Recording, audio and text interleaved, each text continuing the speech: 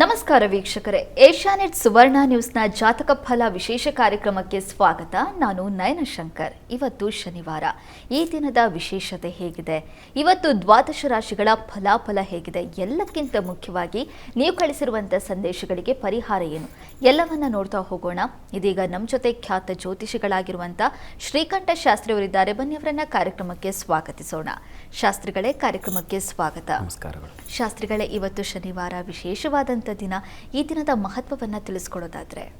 ಮೂರ್ತಿತ್ವೇ ಪರಿಕಲ್ಪಿತ ಶಶಿಭೃತೋ ವರ್ತ್ಮಾ ಪುನರ್ಜನ್ಮನ ಮಾತ್ಮೇತ್ಯಾತ್ಮವಿದಾಂ ಕರ್ತುಶ್ಚ ಯಜತಾಂ ಭರ್ತ ಅಮರಜ್ಯೋತಿಷಾಂ ಲೋಕಾನಾಂ ಪ್ರಳಯೋದ್ಭವ ಸ್ಥಿತಿ ವಿಭಶ್ಚಾನೇಕಧಾಯ ಶ್ರಿತೌ ವಾಚನ್ನ ಸದದಾತ್ಮನೇಕ ಕಿರಣ ತ್ರೈಲೋಕ್ಯ ದೀಪೋರಭಿ.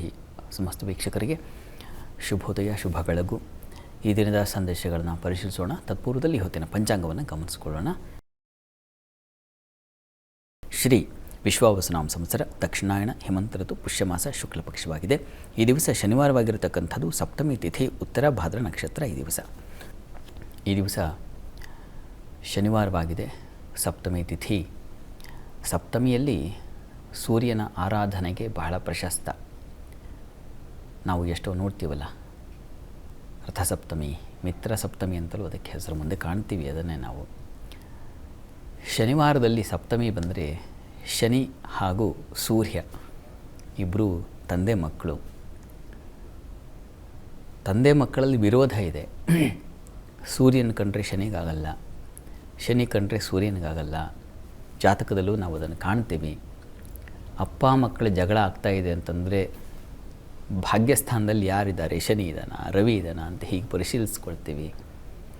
ಇಂಥ ಸೂರ್ಯ ಶನಿಯರ ಸಂಗಮವನ್ನು ಒಂಥರ ಏರ್ಪಾಡು ಮಾಡಿಕೊಟ್ಟಿದೆ ಆ ತಿಥಿ ಮತ್ತು ವಾರಗಳು ಸೇರಿಕೊಂಡು. ಆದರೆ ಗ್ರಹಗಳು ಈ ಅಶುಭವನ್ನು ಸೂಚನೆ ಮಾಡ್ತಾರಷ್ಟೇ. ನಾವು ಕಥೆಗಳಲ್ಲಿ ಕಾಣ್ತೀವಿ, ಪುರಾಣ ಕಥೆಗಳಲ್ಲಿ ಶನಿ ಸೂರ್ಯನಿಂದ ಹಾಗೂ ಸೂರ್ಯ ಶನಿಯಿಂದ ಛಾಯೆ ಸೂರ್ಯನ ಪತ್ನಿ. ಪಾಪ ಅವನಿಗೆ ಗೊತ್ತಿಲ್ಲ, ಅವಳು ನೆರಳಿಗೆ ಜೀವ ಬಂದು ಅವಳು ಸಂಜ್ಞೆನೇ ಅಂತ ಅಂದ್ಕೊಂಡ್ಬಿಟ್ಟಿದ್ದಾನೆ ಪಾಪ ಸೂರ್ಯ. ಆದರೆ ಏರ್ಪಾಡಾಗಿದೆ ತನ್ನ ಹೆಂಡತಿ ಸಂಜ್ಞೆಯಿಂದ. ಹೋಗಿ ಹೇಳ್ತಾನೆ, ಪಾಪ ಯಾಕೆ ಹೀಗೆ ಮಾಡಿದೆ, ನೀನು ತಪ್ಪು ಮಾಡಲಿಲ್ವಾ ಅಂತ. ನಮ್ಗೆ ಹಾಗೆ ಆಗತ್ತೆ ಜೀವನದಲ್ಲಿ, ತಟ್ಕೊಳಕ್ಕಾಗಲ್ಲ ಕೆಲವೊಮ್ಮೆ. ಪಾಪ ಈ ಬಾಂಧವ್ಯ ಸಾಕಪ್ಪ, ಇದೊಂಥರ ಕಿರಿಕಿರಿ, ಬಿಸಿ ಜ್ವಾಲೆ, ಯಾವುದು ಭಾವನೆಗಳೇ ಜ್ವಾಲೆಯಾಗಿ ಉರಿತಾ ಇದ್ದರೆ ಹೇಗಿರುತ್ತೆ. ಅಲ್ಲಿ ಸೂರ್ಯ ಭೌತಿಕವಾಗಿ ಅವನ ಬಿಸಿ ಅಂತ ತಾಳ್ಕೊಳಕ್ಕಾಗದೆ ಅಪ್ಪನ ಮನೆಗೆ ಹೋಗೋದ್ಲು. ಇಲ್ಲಿ ಭಾವನೆಗಳೇ ಬೆಂಕಿ ಜ್ವಾಲೆಯಾಗಿ ದಗದಗಿಸ್ತಾ ಇರುವಾಗ ಇರೋಕ್ಕೆ ಹೇಗೆ ಸಾಧ್ಯ? ಹೀಗಾಗಿ ಕಿತ್ತಾಡ್ಕೊಂಡು ಹೊರಗೆ ಬಂದುಬಿಡ್ತಾರೆ. ಅದಕ್ಕೆ ಹಾಗೆ ಸೂರ್ಯ ಕಾರಣ, ಶನಿ ಕಾರಣ ಅಂತ ನಾವು ಜಾತಕಗಳನ್ನು ಪರಿಶೀಲನೆ ಮಾಡ್ಕೊಳ್ತೀವಿ.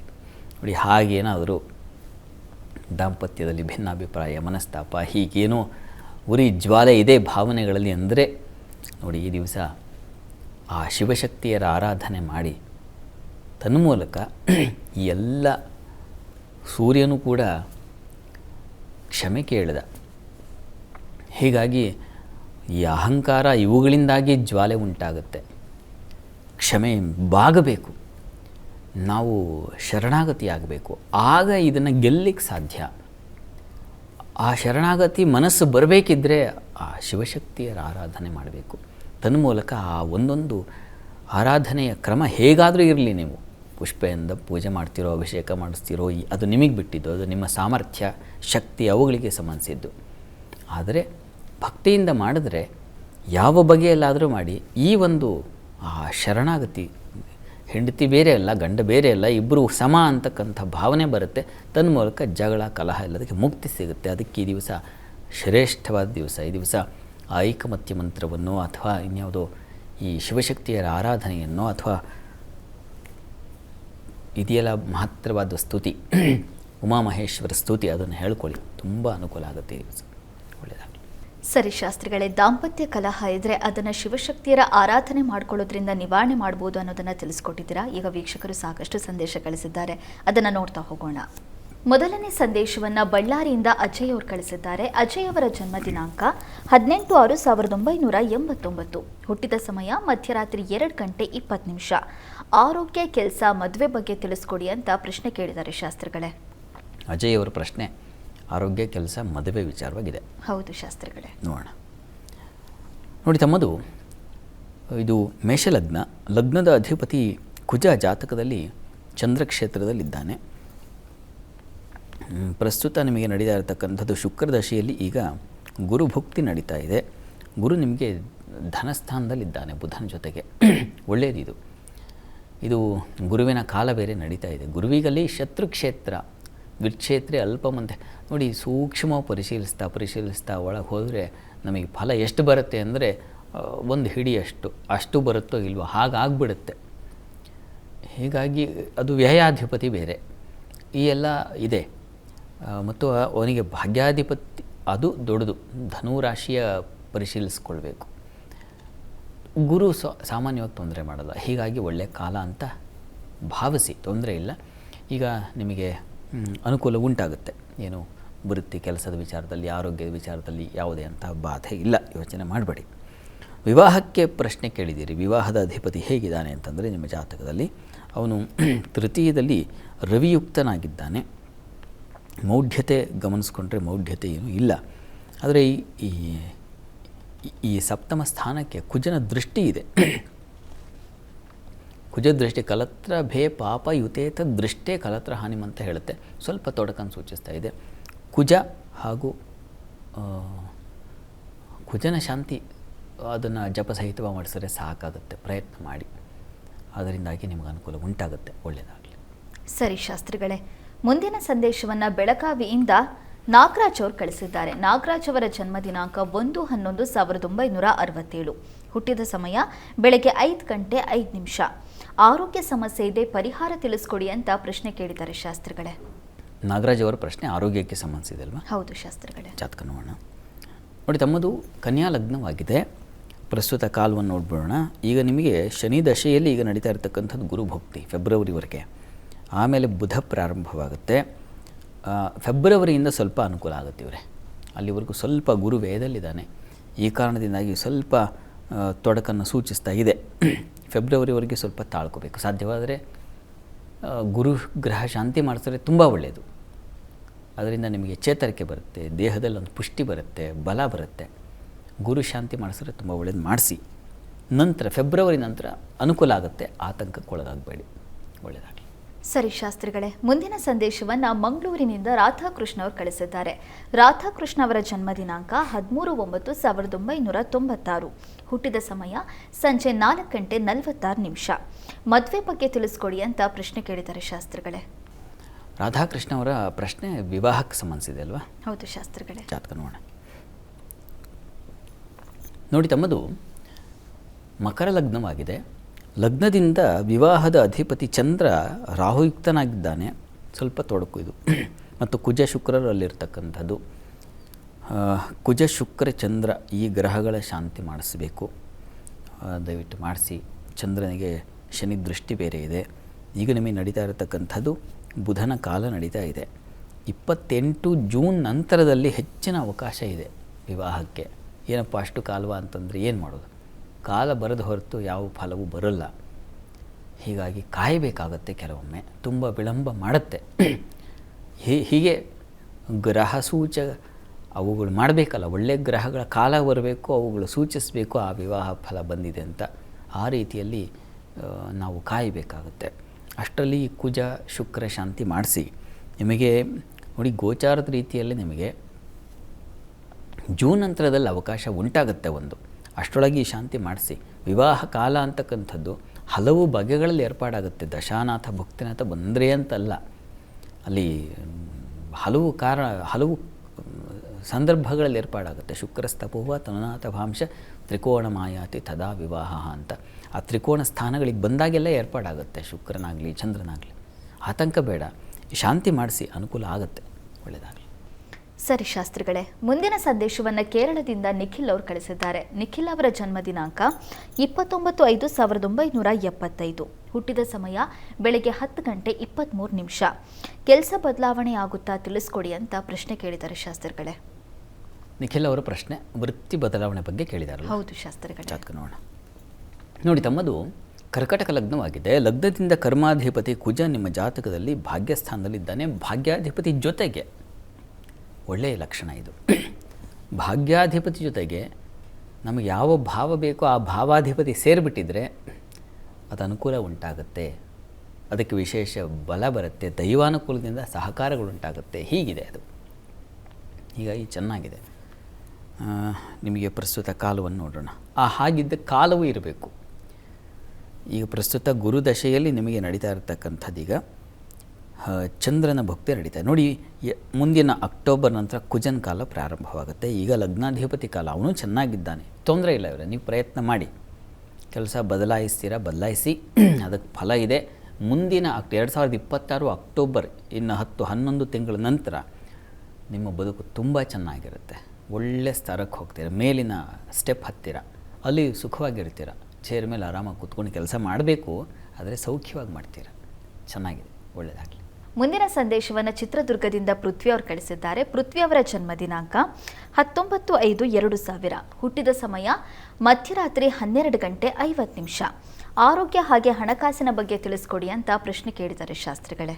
ಪೃಥ್ವಿ ಅವರ ಪ್ರಶ್ನೆ ಆರೋಗ್ಯ ಮತ್ತು ಹಣಕ್ಕೆ ಸಂಬಂಧಿಸಿದೆ ಅಲ್ವಾ? ಹೌದು ಶಾಸ್ತ್ರ. ಜಾತಕ ನೋಡೋಣ. ನೋಡಿ, ತಮ್ಮ ಜಾತಕವನ್ನು ಗಮನಿಸಿದ್ರೆ ಇದು ಕುಂಭ ಲಗ್ನ. ಲಗ್ನದಿಂದ ಅಂದರೆ ಲಗ್ನದ ಅಧಿಪತಿ ಶನೈಶ್ಚರ ನಿಮ್ಮ ಜಾತಕದಲ್ಲಿ ನೀಚನಾಗಿದ್ದಾನೆ, ಬಲಹೀನನಾಗಿದ್ದಾನೆ. ಪ್ರಸ್ತುತ ನಿಮಗೆ ಬುಧ ದಶೆಯಲ್ಲಿ ನಡೀತಾ ಇರತಕ್ಕಂಥದ್ದು ಶನಿ ಭುಕ್ತಿ. ನೋಡಿ, ಲಗ್ನಾಧಿಪತಿ ವೀಕ್ ಆಗಿದ್ದಾಗ ಸಹಜವಾಗಿ ಆರೋಗ್ಯದಲ್ಲಿ ಏರುಪೇರಾಗುತ್ತೆ. ಅಲ್ಲಿ ಸಮ್ಯಕ್ ಬಲಿನಃ ಸ್ವತುಂಗ ಭಾಗ್ಯ ಸಂಪೂರ್ಣ ಬಲವರ್ಜಿತಸ್ಯ ರಿಕ್ತ ಅಂತ ಹೇಳುತ್ತಲ್ಲ. ಬಲವರ್ಜಿತರಾಗಿದ್ದರೆ, ಬಲವನ್ನು ಕಳ್ಕೊಂಡಿದ್ದರೆ ಫಲ ಕಡಿಮೆ. ಇದು ದೇಹದ ಬಲವನ್ನು ಕಳ್ಕೊಂಡಂಥ ಗ್ರಹ ದೇಹ ಬಲವನ್ನು ಕಳೆಯುತ್ತೆ. ಹಾಗಿದೆ ನಿಮಗೆ ಆರೋಗ್ಯದಲ್ಲಿ ಶನೈಶ್ಚರ ಕವಚ ಪ್ರತಿ ದಿವಸ ಹೇಳಿಕೊಳ್ಳಿ. ಮತ್ತು ಪ್ರತಿ ಶನಿವಾರ ಶನೈಶ್ಚರ ಸನ್ನಿಧಾನದಲ್ಲಿ ಅಭಿಷೇಕ, ರುದ್ರಾಭಿಷೇಕ ಮಾಡಿಸಿ ತೀರ್ಥ ತಗೊಳ್ಳಿ. ಇದು ತುಂಬ ಸಹಾಯವಾಗುತ್ತೆ. ಶನೈಶ್ಚರ ಕವಚ ಹೇಳ್ಕೊಳ್ಳೋದು, ಅಭಿಷೇಕ ಮಾಡಿಸೋದು ಆರೋಗ್ಯದ ಬಲವನ್ನು ತಂದು ಕೊಡುತ್ತೆ. ಇದನ್ನು ಶ್ರದ್ಧೆಯಿಂದ ಮಾಡಿ, ಅನುಕೂಲ ಆಗುತ್ತೆ. ಇನ್ನು ಹಣಕಾಸಿಗೆ ಸಂಬಂಧಿಸಿದಾಗಿ ಪ್ರಶ್ನೆ ಕೇಳಿದ್ದೀರಾ. ಅದು ಧನಸ್ಥಾನದಲ್ಲಿ ಮಾಂದಿ ಇದ್ದಾನೆ. ನ ಚಾಟು ವಾಕ್ಯಂ ಕಲಹಾಯಮಾನು ನ ವಿತ್ತ ಧಾನ್ಯಂ. ನ ವಿತ್ತ ಧಾನ್ಯಂ ಅಂದರೆ ಹಣ, ಧಾನ್ಯ ಇವುಗಳಿಗೂ ಕೊರತೆ ಉಂಟು ಮಾಡಿಬಿಡ್ತಾನೆ ಅಂತ. ಇದು ನಿಮಗೆ ಯಾವಾಗ ಪೂರ್ತಿಯಾಗಿ ಸರಿ ಹೋಗುತ್ತೆ, ಸ್ವಲ್ಪ ಬಲ ಬರುತ್ತೆ ಅಂತಂದರೆ ನೋಡಿ, ನಿಮಗೆ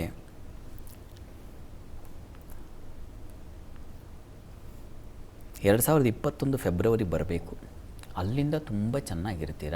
ಅಲ್ಲಿಯವರೆಗೆ ಸ್ವಲ್ಪ ನಿಧಾನಗತಿಯಲ್ಲಿ ಸಾಗುತ್ತೆ ಜೀವನ. ಆತಂಕ ಮಾಡ್ಕೋಬೇಡಿ.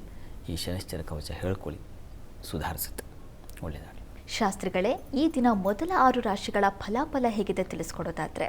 12 ರಾಶಿಗಳ ಫಲಾಫಲ ತಿಳಿಯುವ ಮುನ್ನ ಈ ಹೊತ್ತಿನ ಗ್ರಹಸ್ಥಿತಿಯನ್ನು ಗಮನಿಸ್ಕೊಳ್ಳೋದಾದರೆ, ಮಿಥುನ ರಾಶಿಯಲ್ಲಿ ಗುರು ಇರತಕ್ಕಂಥದ್ದು, ಕೇತು ಇರತಕ್ಕಂಥದ್ದು, ಸಿಂಹರಾಶಿಯಲ್ಲಿ ಬುಧ ಇರತಕ್ಕಂಥದ್ದು, ವೃಶ್ಚಿಕ ರಾಶಿಯಲ್ಲಿ ರವಿ, ಕುಜ, ಶುಕ್ರ ಹಾಗೂ ಮಾಂದಿ ಉದಯ ಆಗಿದೆ ಈ ದಿವಸ. ಅದು ಎಲ್ಲ ಧನು ರಾಶಿಯಲ್ಲಿ.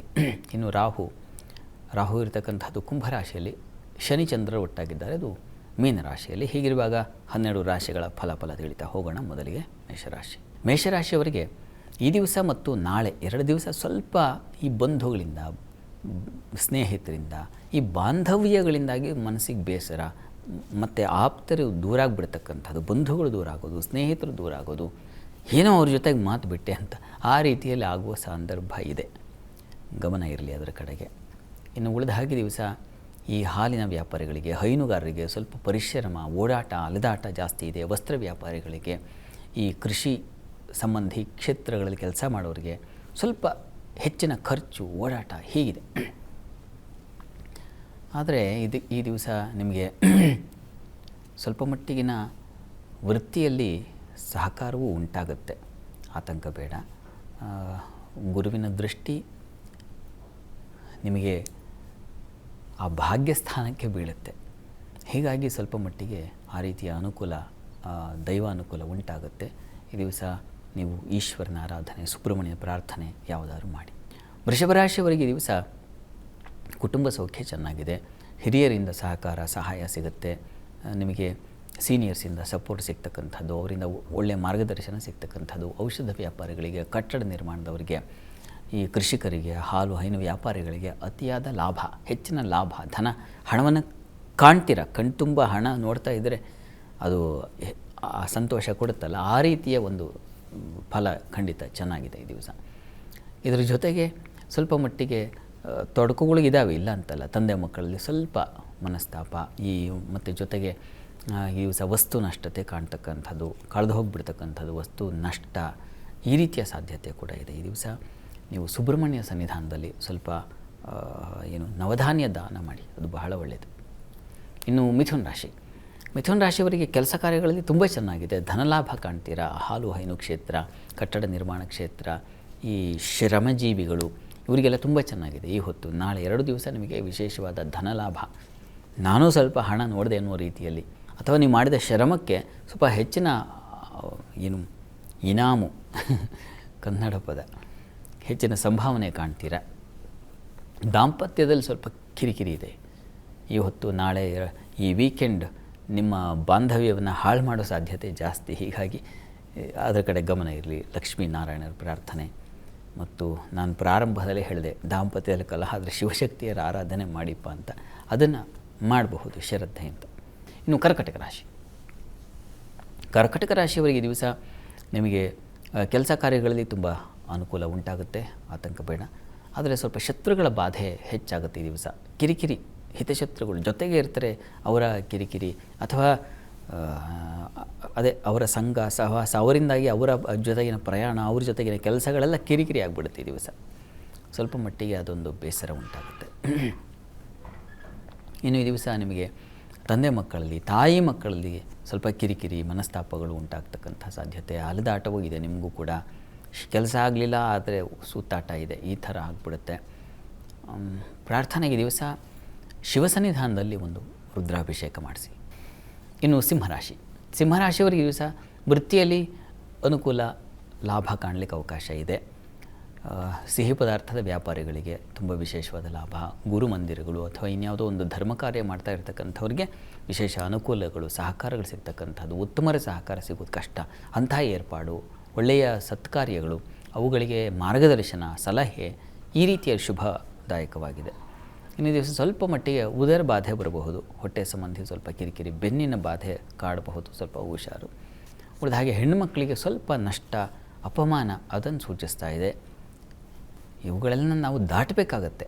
ಯಾವುದೋ ಅಪಮಾನ ಅಂದರೆ ಅದು ಆಯಿತು, ಅಹಂಕಾರ ಖಂಡನೆ ಆಯಿತು ಅಂತ ಅಂದ್ಕೋಬೇಕಾಗುತ್ತೆ. ಆ ರೀತಿಯಲ್ಲಿ ಶಿವನ ಆರಾಧನೆ ಮಾಡಿ. ಅವನಿಗೆ ಗೊತ್ತು, ಅವನು ಭಿಕ್ಷೆ ಬೇಡೋದಕ್ಕೂ ಸರಿ, ವರ ನೀಡೋದಕ್ಕೂ ಸರಿ, ಆ ರೀತಿಯ ಒಂದು ವಿಶೇಷ ಶಕ್ತಿ ಶಿವ. ಹೀಗಾಗಿ ಶಿವನ ಆರಾಧನೆ ಮಾಡಿ. ಇನ್ನು ಕನ್ಯಾ ರಾಶಿಯವರಿಗೆ ದಿವಸ ಕೆಲಸ ಕಾರ್ಯಗಳಲ್ಲಿ ತುಂಬ ಅನುಕೂಲ, ಹಿರಿಯರ ಸಹಕಾರ, ಉತ್ತಮರ ಮಾರ್ಗದರ್ಶನ ಸಿಗ್ತಕ್ಕಂಥದ್ದು, ಬುದ್ಧಿಬಲ ಯಾರಿದ್ದಾರೋ ಅವರ ಸಹಾಯ ಸಿಗ್ತಕ್ಕಂಥ ಸಾಧ್ಯತೆ, ಇದೆಲ್ಲ ತುಂಬ ಚೆನ್ನಾಗಿದೆ. ಪ್ರಯಾಣದ ಸ್ವಲ್ಪ ತೊಂದರೆ ಇದೆ ಈ ದಿವಸ. ನಾಳೆ ಏನಾದರೂ ಪ್ರಯಾಣ, ದೂರ ಪ್ರಯಾಣ ಈ ಥರದಿದ್ದರೆ ಎಚ್ಚರಿಕೆಯಿಂದ ನಿಧಾನಕ್ಕೆ ಓಡಿಸಿ. ಗಾಡಿ ಚಲಾಯಿಸುವಾಗ ಅಥವಾ ನೀವು ಹೋಗುವಾಗ ಸ್ವಲ್ಪ ಶಾಂತವಾಗಿರಿ. ಇನ್ನು ಈ ದಿವಸ ಈ ಭೂಮಿ ಅಥವಾ ಇನ್ಯಾವುದೋ ಒಂದು ಗೃಹ, ಕೃಷಿ, ಇಂಥ ವ್ಯವಹಾರಗಳೇನಾದ್ರು ಇದ್ದರೆ ಅಲ್ಲಿ ಸ್ವಲ್ಪ ತೊಡಕು, ತಕರಾರುಗಳು ಸಾಧ್ಯತೆ ಇದೆ ಈ ದಿವಸ. ಹೀಗಾಗಿ ಸುಬ್ರಹ್ಮಣ್ಯ ಪ್ರಾರ್ಥನೆ ಮಾಡ್ಕೊಳ್ಳಿ. ದಾಂಪತ್ಯದಲ್ಲೂ ಸ್ವಲ್ಪ ಕಿರಿಕಿರಿ ಇದೆ, ಹೀಗಾಗಿ ನೀವು ಶಿವಶಕ್ತಿಯರ ಆರಾಧನೆ ಮಾಡೋದು ಒಳ್ಳೆಯದು. ತುಲಾರಾಶಿಯವರಿಗೆ ಕೆಲಸ ಕಾರ್ಯಗಳಲ್ಲಿ ಈ ದಿವಸ ಸ್ವಲ್ಪ ಕಿರಿಕಿರಿ ಆಗುತ್ತೆ, ಶತ್ರುಗಳ ಬಾಧೆ, ಕೆಲಸದ ಸ್ಥಳದಲ್ಲಿ ಅಸಮಾಧಾನ, ಈ ರೀತಿಯಲ್ಲಿ ಸ್ವಲ್ಪ ಆರೋಗ್ಯವೂ ವ್ಯತ್ಯಾಸ ಆಗೋ ಸಾಧ್ಯತೆ, ಇದನ್ನೆಲ್ಲ ಸೂಚಿಸ್ತಾ ಇದೆ. ಹುಷಾರು. ಈ ದಿವಸ ಸ್ವಲ್ಪ ಭಯ, ಆತಂಕ ಇವುಗಳನ್ನು ಸೂಚಿಸ್ತಾ ಇದೆ. ಈ ದಿವಸ ನಿಮಗೆ ಸೇವಕರಿಂದ ಅಸಮಾಧಾನ, ಅಸಹಕಾರ, ಹಿನ್ನಡೆ, ಈ ರೀತಿಯಲ್ಲೆಲ್ಲ ಇದೆ. ಸ್ವಲ್ಪ ಈ ದಿವಸ ಸ್ವಲ್ಪ ವೀಕ್ ಆಗಿದೆ. ಆಂಜನೇಯನ ಪ್ರಾರ್ಥನೆ ಮಾಡಿ. ಇನ್ನು ವೃಶ್ಚಿಕ ರಾಶಿಯವರಿಗೆ ಕೆಲಸ ಕಾರ್ಯಗಳಲ್ಲಿ ಅನುಕೂಲ, ಸಹಕಾರ ಸಿಗ್ತಕ್ಕಂಥದ್ದೆಲ್ಲ ಇದೆ. ಈ ದಿವಸ ನಿಮಗೆ ಹಣಕಾಸಿನ ವಿಚಾರದ ಸ್ವಲ್ಪ ಹುಷಾರಾಗಿರಿ. ಚೆನ್ನಾಗಿದೆ, ಆದರೆ ಎಚ್ಚರಿಕೆ ಬೇಕು. ಆಹಾರ ವ್ಯತ್ಯಾಸ ಮಾಡ್ಕೊಳ್ತೀರಾ ಈ ದಿವಸ. ಖಾರ ಪದಾರ್ಥದ ಸೇವನೆ, ಸ್ಪೈಸಿ ಅತಿಯಾಗಿ ಸೇವನೆ ಮಾಡೋದು, ಆ ರುಚಿ ನಿಮ್ಮನ್ನು ಹಾಳು ಮಾಡಿಬಿಡುತ್ತೆ. ಹುಷಾರು. ಇನ್ನು ಉಳಿದ ಹಾಗೆ ಹೆಣ್ಣುಮಕ್ಕಳಿಗೆ, ಸ್ತ್ರೀಯರಿಗೆ ಮಕ್ಕಳಿಂದಾಗಿ ಅಥವಾ ಮಕ್ಕಳ ಸಮಾನರು ಅವರಿಂದಾಗಿ ಸ್ವಲ್ಪ ಕಿರಿಕಿರಿ ಆಗುತ್ತೆ ನಿಮಗೆ. ಲಲಿತಾ ಪ್ರಾರ್ಥನೆ, ಅನ್ನಪೂರ್ಣೇಶ್ವರಿ ಪ್ರಾರ್ಥನೆ ಎರಡೂ ಮಾಡಿ. ಇನ್ನು ಧನುರಾಶಿಯವರಿಗೆ ಈ ದಿವಸ ಕೆಲಸ ಕಾರ್ಯಗಳಲ್ಲಿ ಈ ದಿವಸ ಪರಿಶ್ರಮ ಇದೆ. ಈ ದಿವಸ ನಾಳೆ ನೀವು ಅಂದುಕೊಂಡ ಹಾಗೆ ಕೆಲಸಗಳಾಗೋದಿಲ್ಲ. ಏನೋ ಒಂದು ತಕರಾರು ಅಥವಾ ಇನ್ನೇನೋ ವಿಳಂಬ ಇದನ್ನು ಸೂಚಿಸ್ತಾ ಇದೆ. ವರ್ಕ್ ಪ್ರೆಷರ್ ಜಾಸ್ತಿ ಆಗೋದು. ಮತ್ತು ಈ ದಿವಸ ಪ್ರಯಾಣದಲ್ಲೂ ಅಷ್ಟೇ ಸ್ವಲ್ಪ ತೊಂದರೆಗಳು, ಹೃದಯ ಭಾಗದಲ್ಲಿ ತೊಂದರೆ, ಇನ್ನೇನೋ ಶ್ವಾಸಕೋಶ ಸಮಸ್ಯೆಗಳು, ಕೆಮ್ಮು, ಕಫ, ಈ ರೀತಿಯ ಸಾಧ್ಯತೆ ಸೂಚಿಸ್ತಾ ಇದೆ. ಹುಷಾರು. ನೀರಿನ ಸಂಬಂಧಿ ಕೆಲಸಗಳಿಗೆ ವಾಟರ್ ಇನ್ಫೆಕ್ಷನ್ಸ್ ಸಾಧ್ಯತೆ ಜಾಸ್ತಿ ಇದೆ. ತೊಟ್ಟಿಯೋ ಇನ್ನೇನೋ ನೀರಿನ ಸಮೀಪದಲ್ಲಿ ಹುಷಾರು, ನೀರಿನ ಪ್ರಮಾದ ಕಂಟಕ ಈ ಥರ ಸಾಧ್ಯತೆ ಇದೆ. ಹೆಣ್ಮಕ್ಳು ಹುಷಾರಾಗಿರಿ. ಪ್ರಾರ್ಥನೆಗೆ ದಿವಸ ಕಟೀಲು ದುರ್ಗಾ ಪರಮೇಶ್ವರಿ ಪ್ರಾರ್ಥನೆ ಮಾಡಿ. ಇನ್ನು ಮಕರ ರಾಶಿ, ಮಕರ ರಾಶಿಯವರಿಗೆ ದಿವಸ ಕೆಲಸ ಕಾರ್ಯಗಳಲ್ಲಿ ಪರಿಶ್ರಮ ಇದೆ, ಅಲೆದಾಟ ಇದೆ. ನಿಮಗೂ ಕೂಡ ವಸ್ತ್ರ ವ್ಯಾಪಾರಿಗಳು, ಆಭರಣ ವ್ಯಾಪಾರಿಗಳು ಪಾಪ ಕೆಲಸದ ನಿಮಿತ್ತ ಓಡಾಟ, ಶ್ರಮ ಜಾಸ್ತಿ ಆಗುತ್ತೆ. ದಾಂಪತ್ಯದಲ್ಲಿ ಸ್ವಲ್ಪ ಮಟ್ಟಿಗೆ ಸಾಮರಸ್ಯ, ಅನ್ಯೋನ್ಯತೆ ಕಾಣ್ತೀರಾ ಈ ದಿವಸ. ಸಹೋದರ ಸೇವಕರಿಂದ ಸ್ವಲ್ಪ ನಿಧಾನಗತಿಯಲ್ಲಾದರೂ ಅನುಕೂಲ ಉಂಟಾಗುತ್ತೆ, ಸಂಶಯ ಇಲ್ಲ ಅದರಲ್ಲಿ. ಈ ದಿವಸ ನಿಮಗೆ ಸ್ವಲ್ಪ ಆಹಾರ ವ್ಯತ್ಯಾಸ ಮಾಡ್ಕೊಳ್ಳೋದು ನಿಮಗೂ ಇದೆ, ಹುಷಾರು. ಈ ದಿವಸ ಆಂಜನೇಯನ ಪ್ರಾರ್ಥನೆ ಮಾಡಿ. ಇನ್ನು ಕುಂಭರಾಶಿ, ಕುಂಭರಾಶಿಯವರಿಗೆ ವೃತ್ತಿಯಲ್ಲಿ ಬಹಳ ವಿಶೇಷವಾದ ಅನುಕೂಲ, ಲಾಭ ಕಾಣಲಿಕ್ಕೆ ಅವಕಾಶ ಇದೆ. ಈ ದಿವಸ ಕುಟುಂಬದಲ್ಲಿ ಘರ್ಷಣೆಗಳು, ಸ್ವಲ್ಪ ಏನೋ ಮಾತಿನ ಒಂದು ಅವಾಂತರಗಳು ಉಂಟಾಗುವ ಸಾಧ್ಯತೆ ಸೂಚಿಸ್ತಾ ಇದೆ. ಹೈಯರ್ ಸ್ಟಡೀಸ್ ಅವರಿಗೆ ತುಂಬ ಚೆನ್ನಾಗಿದೆ, ಒಳ್ಳೆಯ ಮಾರ್ಗದರ್ಶನ. ನೀವೇ ಅಧ್ಯಯನ ಮಾಡಬೇಕು ಅಂದರೆ ಅದಕ್ಕೆ ಬೇಕಾದ ಪರಿಕರಗಳು ಸಿಗ್ತಕ್ಕಂಥದ್ದು, ಮಾರ್ಗದರ್ಶನ ಸಿಗೋದು, ಈ ರೀತಿಯಲ್ಲಿ ಅನುಕೂಲಕರವಾಗಿದೆ. ಈ ದಿವಸ ಗುರು ಶಿಷ್ಯರ ಬಾಂಧವ್ಯ ತುಂಬ ಚೆನ್ನಾಗಿರುತ್ತೆ, ಆತ್ಮೀಯತೆ ಉಂಟಾಗುತ್ತೆ. ಈ ದಿವಸ ಪ್ರಾರ್ಥನೆಗೆ ದಿವಸ ನೋಡಿ ವಿಷ್ಣು ಸಹಸ್ರನಾಮ ಹೇಳ್ಕೊಳ್ಳಿ. ಇನ್ನು ಮೀನರಾಶಿ, ಮೀನರಾಶಿಯವರು ಈ ದಿವಸ ಕೆಲಸ ಕಾರ್ಯಗಳಲ್ಲಿ ಹೆಚ್ಚಿನ ಅನುಕೂಲ, ಬಲ, ಜೊತೆಗೆ ತೊಡಕು ಇದೆ, ಬಲವೂ ಇದೆ, ಅನುಕೂಲವೂ ಇದೆ, ಅನಾನುಕೂಲವೂ, ಶುಭಾಶುಭ ಮಿಶ್ರವಾಗಿದೆ ಈ ದಿವಸ. ಸ್ನೇಹಿತರ ಸಹಕಾರ, ಸ್ನೇಹಿತರ ಜೊತೆಗೆ ವಿಹಾರ, ಇದೆಲ್ಲ ಚೆನ್ನಾಗಿದೆ ಈ ದಿವಸ. ಮಕ್ಕಳ ಜೊತೆಗೆ ವಾತ್ಸಲ್ಯ, ಪ್ರೀತಿ ಚೆನ್ನಾಗಿದೆ ಈ ದಿವಸ. ಲಾಭವನ್ನು ಕಾಣ್ತೀರಾ. ವ್ಯಾಪಾರಿಗಳು ಬಹಳ ವಿಶೇಷವಾಗಿ ಅನುಕೂಲ ಇದೆ. ತೊಡಕಿನ ನಿವಾರಣೆಗೆ ಗಣಪತಿ ಸನ್ನಿಧಾನಕ್ಕೆ ಹೋಗಿ ಬನ್ನಿ. ಗಣಪತಿ ಸನ್ನಿಧಾನದಲ್ಲಿ ಸ್ವಲ್ಪ ಬೆಲ್ಲ ಸಮರ್ಪಣೆ ಮಾಡಿ. ಈ ದಿವಸ 12 ರಾಶಿಗಳವರು, ರಾಶಿ ಗೊತ್ತಿಲ್ಲ ಅಂತಕ್ಕಂಥವ್ರು ಹೇಳಬಹುದಾದ ಮಂತ್ರ ಗಮನಿಸಿ. ಓಂ ಅಷ್ಟಮೂರ್ತಯೇ ನಮಃ ಮಂತ್ರ ಹೇಳ್ಕೊಳ್ಳಿ, ಶಿವಕೃಪೆಯಾಗುತ್ತೆ. ಶಾಸ್ತ್ರಿಗಳೇ, ಈ ದಿನದ ವಿಶೇಷತೆ, ದ್ವಾದಶ ರಾಶಿಗಳ ಫಲಾಫಲ, ವೀಕ್ಷಕರ ಸಂದೇಶಗಳಿಗೆ ಪರಿಹಾರ ತಿಳಿಸ್ಕೊಟ್ಟಿದ್ದೀರಾ. ಧನ್ಯವಾದಗಳು ಶಾಸ್ತ್ರಿಗಳೇ. ಸರ್ವೇ ಜನಾಃ ಸುಖಿನೋ ಭವಂತು, ಸಮಸ್ತ ಸನ್ಮಂಗಳಾನಿ ಭವಂತು. ಎಲ್ಲರಿಗೂ ಶುಭವಾಗಲಿ. ವೀಕ್ಷಕರೇ, ಇದಾಗಿತ್ತು ಇವತ್ತಿನ ಜಾತಕ ಫಲ ವಿಶೇಷ ಕಾರ್ಯಕ್ರಮ. ನೇರ, ದಿಟ್ಟ, ನಿರಂತರ ಸುದ್ದಿಗಾಗಿ ನೋಡ್ತಾ ಇರಿ ಏಷ್ಯಾನೆಟ್ ಸುವರ್ಣ ನ್ಯೂಸ್.